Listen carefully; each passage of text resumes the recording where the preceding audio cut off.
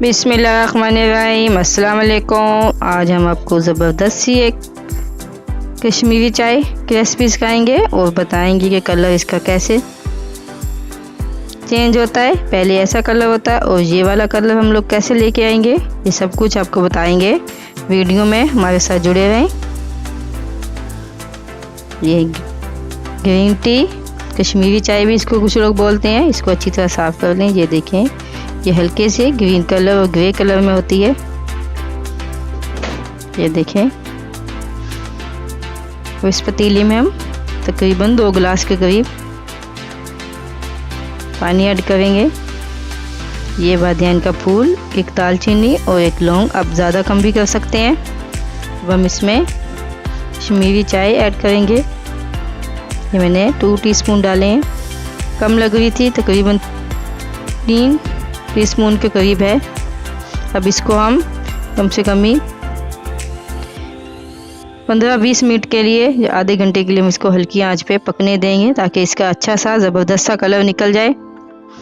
ये देखिए, जैसे ये पक रही है और ये देखिए माशाल्लाह कितना ज़बरदस्त सा कलर छोड़ रही है। आपको खुद ब खुद जो महसूस होगा, अगर ये देख कलर इसका काफ़ी चेंज हो चुका है। अब हम इसको एक बर्तन में छन्नी से छान के रख लेते हैं।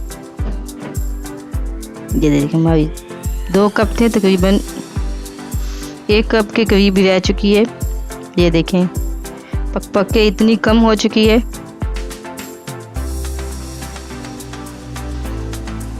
अब हम 1 कप दूध लेंगे और इसमें 1 टीस्पून चीनी ऐड करके इसको हल्की आंच पे पकाएंगे।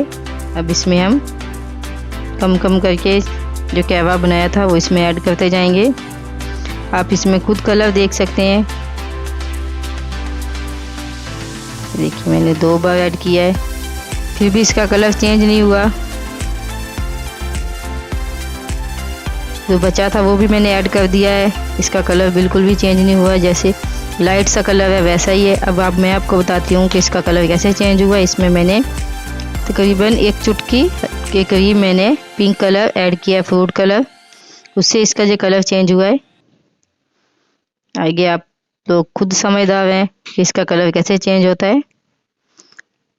इसमें हम कुछ बादाम ऐड करेंगे